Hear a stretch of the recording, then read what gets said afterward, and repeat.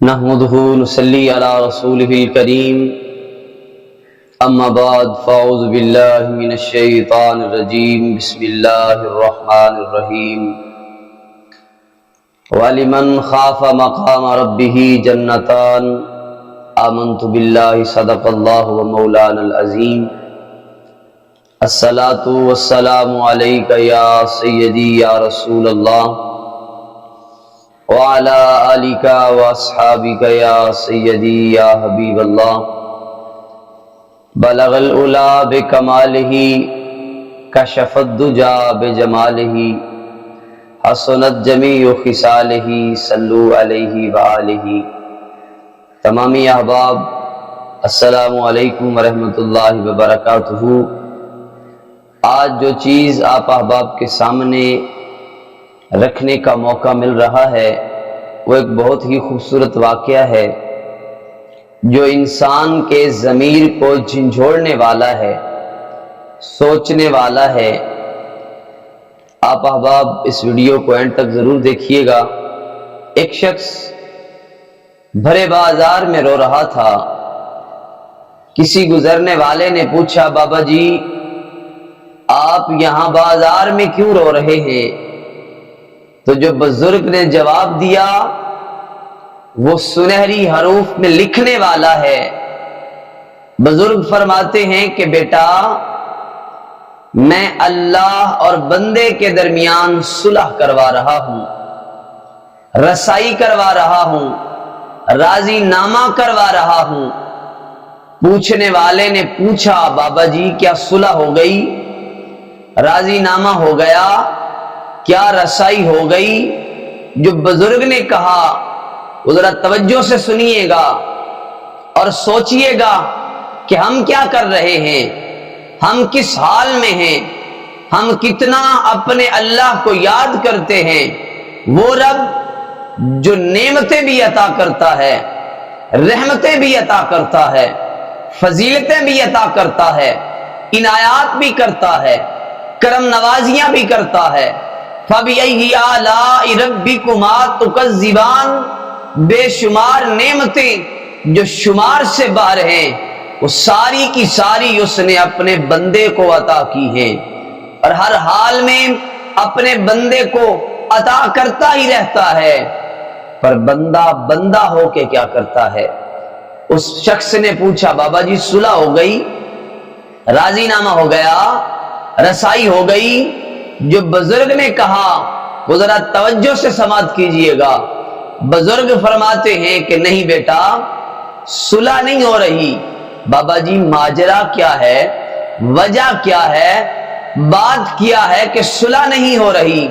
تو بزرگ نے فرمایا کہ وہ رب مان رہا ہے پر یہ بندے نہیں مان رہے۔ وہ تو ہر بار ہر دن 5 مرتبہ اس کے گھر سے بلاوا آتا ہے، حیا علی الصلاۃ، حیا علی الفلاح، آ جاؤ نماز کی جانب، آ جاؤ کامیابی کی جانب۔ یہ ایسی کامیابی ہے جو دنیا میں بھی سرخرو کرتی ہے، قبر میں بھی سرخرو کرتی ہے، اور محشر کے میدان میں بھی سرخروئی عطا فرما دے گی۔ لیکن بندے کہتے ہیں کہ ہمارے پاس وقت نہیں ہے، کوئی کاروبار میں مشغول ہے، کوئی گاڑیوں میں مشغول ہے، کوئی اپنے بنگلوں میں مشغول ہے، کوئی کسی کام میں لگا ہوا ہے، کوئی کسی کام میں لگا ہوا ہے۔ وہ رب کہتا ہے آجا بندے میری بارگاہ میں، مانگ لے مجھ سے میں تجھے عطا کر دوں گا۔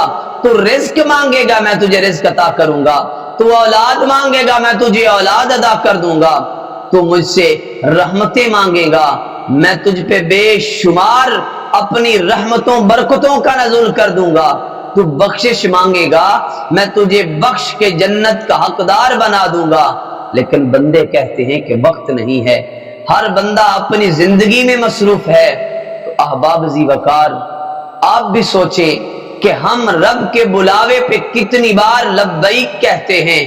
وہ رب جب ہم اسے پکاریں تو وہ ہر بار کہتا ہے لبیک یا عبدی، اے میرے بندے میں تیرا رب حاضر ہوں۔ تو ہم کیا کرتے ہیں؟ چند دن گزرے، وہی بابا وہی بزرگ قبرستان میں رو رہا تھا۔ پھر کسی گزرنے والے نے پوچھا، بابا جی کل بھرے بازار میں رو رہے تھے، آج قبرستان میں رو رہے ہو، ماجرا کیا ہے؟ بزرگ نے فرمایا اللہ اور بندے کے درمیان صلح کروا رہا ہوں۔ بابا جی صلح ہو گئی؟ فرمایا بیٹا صلح نہیں ہو رہی، رسائی نہیں ہو رہی، راضی نامہ نہیں ہو رہا۔ بابا جی ماجرا کیا ہے؟ بات کیا ہے؟ کل بھی رسائی نہیں ہو رہی تھی، آج بھی رسائی نہیں ہو رہی، تو بات کیا ہے؟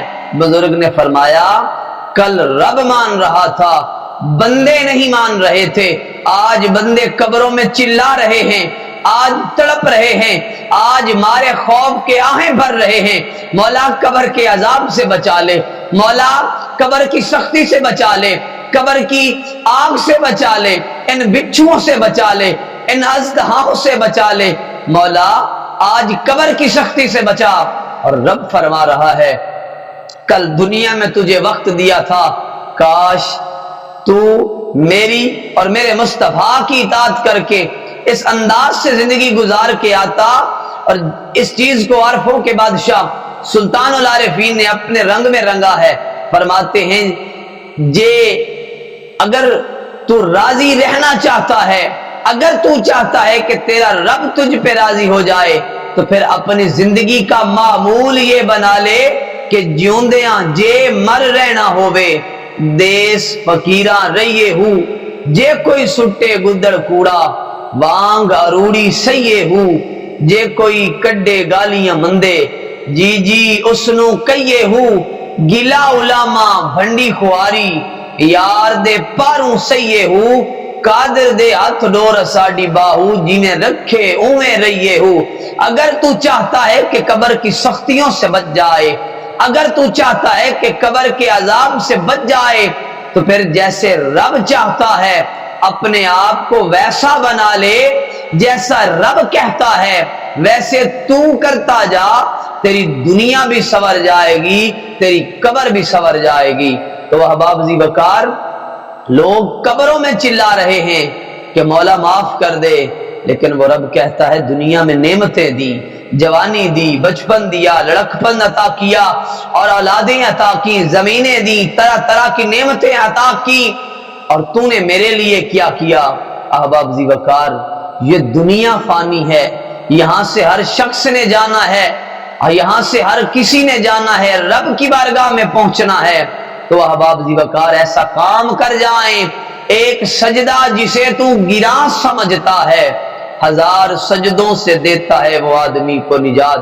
آئیں اپنے رب کی بارگاہ میں لو لگائیں، اپنے رب کی بارگاہ میں جھکے، اس انداز سے جھکنا ہے کہ وہ یہی کہہ دے کہ اے بندے مانگ، کیا مانگنا چاہتا ہے؟ مانگنا تیرا کام ہے، جھکنا تیرا کام ہے، گڑ گڑانا تیرا کام ہے، تیری خطاؤں کو بخشنا، تیری لغزشوں کو معاف کرنا، تجھے عطا کرنا، تیری جھولی بھرنا رب کائنات کا کام ہے۔ احباب ذی وقار کسی شاعر نے کیا خوب کہا تھا کہ ایک دن میں گھر سے نکلا، یہ اپنے آپ میں یہ بات سوچیں کہ اتنے بڑے بڑے لوگ چلے گئے، بادشاہ چلے گئے، سکندر چلے گئے، غوث قطب ابدال چلے گئے، رہنا ہم نے بھی نہیں ہے، بس سوچنے کی بات ہے کہ ہم نے ایسا کام کرنا ہے کہ رب اور اس کا محبوب راضی ہو جائے، اللہ راضی ہو جائے، اور اپنی رضا کے بدلے میں ہم سب کو دنیا اور آخرت میں سرخ روئی عطا کر دے۔